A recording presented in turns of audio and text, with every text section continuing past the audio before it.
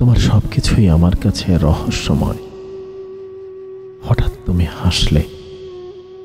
তোমার হাসি দেখে বুঝতে পারছিলাম না তুমি কি কারণে হাসছ।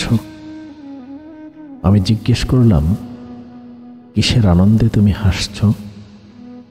তুমি বললে, এটা আমার দুঃখের কারণে হাসা। তুমি একদিন কাঁদলে।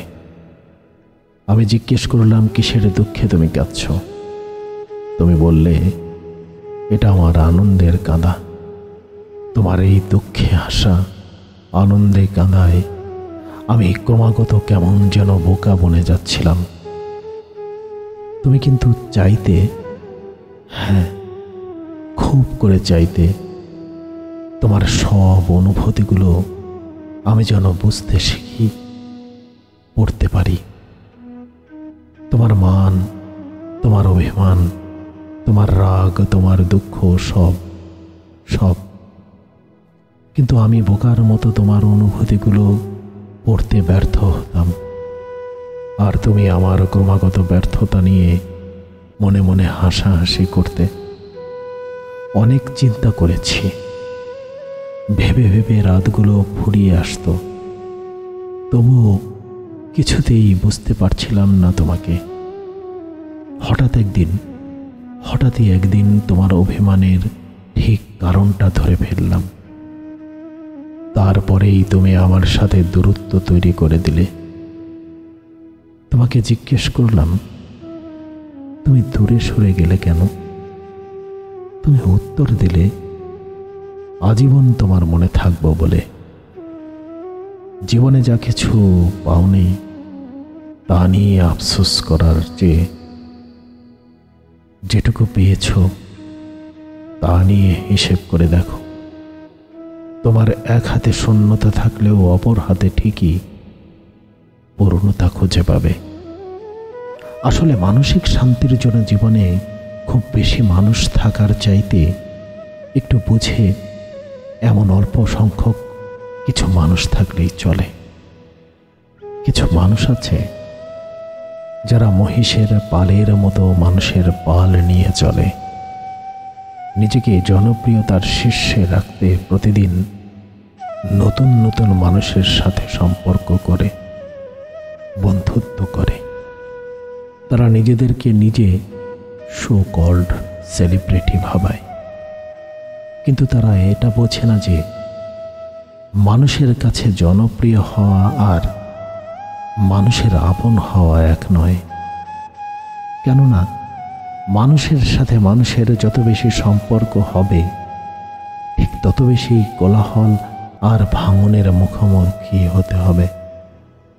একটা সময় তারা বুঝতে পারে পুরো জীবনটাই কেটে গেছে শুধু সম্পর্ক গড়তে আর ভাঙতে। প্রকৃত একজন মানুষকে জীবনের সাথে জড়িয়ে নিতে অথবা কারো আপন হতে তারা হয়েছে পুরোপুরি ব্যর্থ। খেয়াল করলে দেখবে, কোনো এক মন খারাপের রাতে একজন আপন মানুষের অভাব কতটা নির্মমভাবে তাদেরকে ভেঙে দেয়, কতটা নিঃসঙ্গ মানুষ হিসাবে তারা নিজেদেরকে আবিষ্কার করায়। আবার এটাও দেখবে, নিজেকে হারিয়ে ফেলা কোনো এক মন খারাপের দুপুরে মন খুলে দু চারটা কথা বলার মতো কাউকে পাশে পাচ্ছে না। অথচ দিনের আলোতে তারা মানুষের সারিতে নিজেকে প্রথমেই রাখে। জীবনে প্রকৃত বন্ধু বান্ধব একজন দুজন হলেই চলে। অসংখ্য মানুষের সাথে সম্পর্ক তৈরি করতে গেলে প্রকৃত সেই মানুষ কিংবা বন্ধুর খোঁজ পাওয়া খুবই কষ্টসাধ্য ব্যাপার। মানুষ স্বার্থ আর প্রয়োজন ছাড়া কভু আপন হয় না, কভু পাশেও থাকে না। স্বার্থ আর প্রয়োজন ফুরালেই কেটে পড়ে সবাই, আর মনেও রাখে না। কথায় আছে, মানুষের সাথে যত মিশবে তত একা হবে।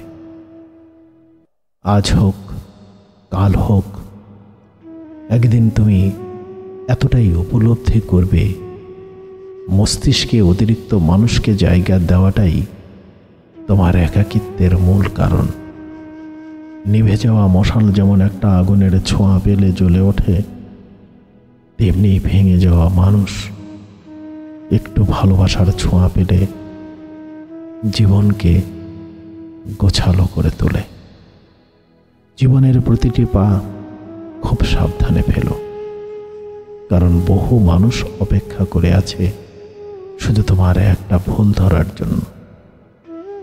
রাগ অভিমান সেটা সবারই হয়, অশ্রু তো সবারই ঝরে, কান্না পেলে সবাই কাঁদে, হৃদয়ে ক্ষত সবার হয়, বিশ্বাসে আঘাত সবারই লাগে। মানুষ তো আর পাথর নয়। হৃদয়, আকাশ, পাহাড়, নদী তন্ন তন্ন করে সেই ভালোবাসার সন্ধান করলাম, কোথাও খুঁজে পেলাম না। কতবার ভালোবাসায় পড়েছ, কতবার আঘাত পেয়েছ, কতবার আঘাত পাওয়ার পর মনে হয়েছে না, আর নয়। আবারও ভালোবাসায় পড়েছ, হারিয়ে যেতে যেতে আবারও ভালোবাসার উপরে বিশ্বাস রাখতে চেয়েছ, তবুও মনের মধ্যে কোথাও একটা সন্দেহের চূড়া স্রোত চির চির করে বয়ে যায়। ভালোবাসা যতই খাঁটি হোক না, অবিশ্বাসের কাঁটা বুকের কোথাও যেন খচখচ করে। তীর বেধা পাখি যেমন জলরাশির মধ্যে পড়ে গিয়ে সেই জল পান করতে না পেরে জল জল করে আর্তনাদ করে, আঘাত পাওয়া মানুষ ভালোবাসার মধ্যে থেকেও সেই ভালোবাসাটাকে সন্দেহ করে। ভালোবাসা বলে মনে মনে আর্তনাদ করে, যেদিন আমার হারিয়ে যাবে রূপ, সেদিনও যদি এমনি করে আমায় ভালোবাসো, বুঝবো তোমার ভালোবাসা কাটে।